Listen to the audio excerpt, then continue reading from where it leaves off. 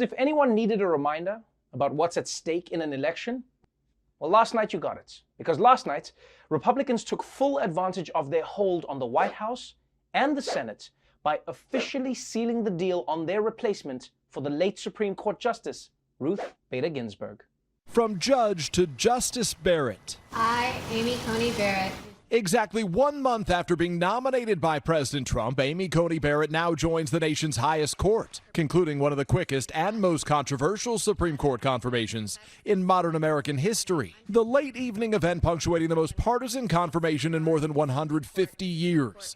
All but one Senate Republican, Maine's Susan Collins, voting in favor of Barrett. Every Democrat voting against her. President Trump relishing in the made-for-TV photo op. It is highly fitting that Justice Barrett fills the seat of a true pioneer for women.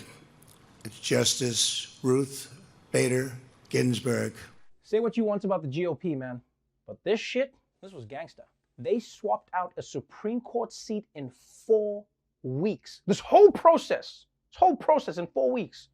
It was like watching a chop shop strip down your car for parts. Like, yo, I'll miss my Audi, but you gotta admire their technique. And I don't know about you, but I was shocked to see the Senate move this quick.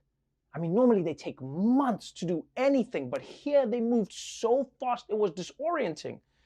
It was like when you call customer service and immediately speak to a human being. This is Janet, how can I help you? I wasn't ready.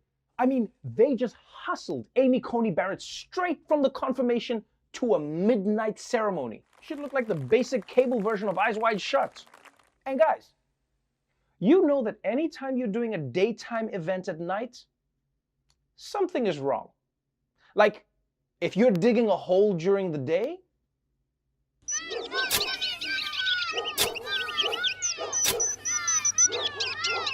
but if you're digging that same hole at night,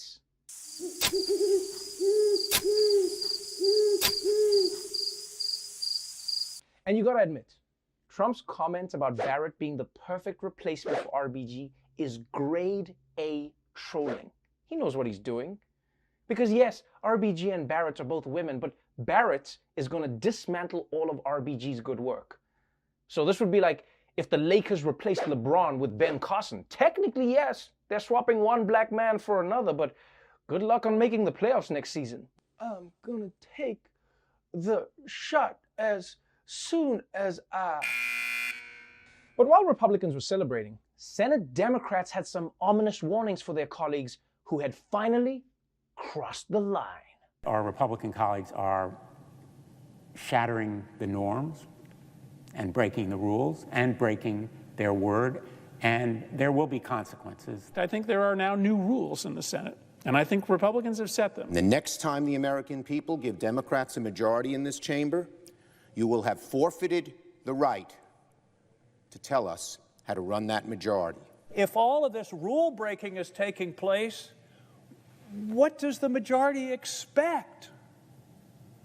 What do they expect? They expect that they're going to be able to break the rules with impunity, and when the shoe maybe is on the other foot, nothing's going to happen? Ooh, Democrats are not happy. This is the kind of warning you hear at the beginning of a horror movie. You'll rue the day you burned me alive for being a witch. And I don't blame the Democrats for being so pissed. For them, it has been a constant 4-year losing streak. And every now and again, they get a win. At this point, they're basically the Knicks of politics. But by the sounds of it, if Democrats take control of the Senate, the gloves are coming off. Except for you, Mitch McConnell. Your gloves need to stay on so people can eat. And these aren't just empty threats either. If the polls can be trusted, Democrats actually have a very good chance of taking control of the Senate and the presidency next year. So the question is, what are they going to do for revenge? Well, according to Joe Biden, it's on. If elected, would you move to add more justices to the Supreme Court? If elected, what I will do is I'll put together a national commission of, bipartisan commission of scholars, constitutional scholars, Democrats, Republicans, liberal, conservative, and I will ask them to, over 180 days, come back to me with recommendations as to how to reform the court system, because it's getting out of whack.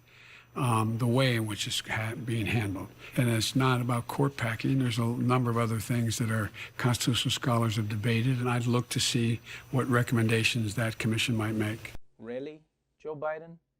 Democrats could have threatened to do anything.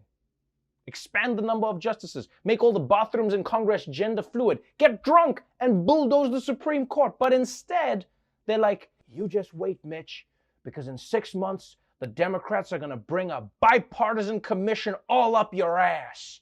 Rest in peace, Ruth, we got you. I mean, a 6-month commission? I didn't know that you could filibuster yourself. Read the room, Joe. When everyone's like, we're going to the club to shut shit down. Bam, bam, bam, bam. You don't go, or hear me out. Who's ever heard of Scrabble? Look, here's the thing.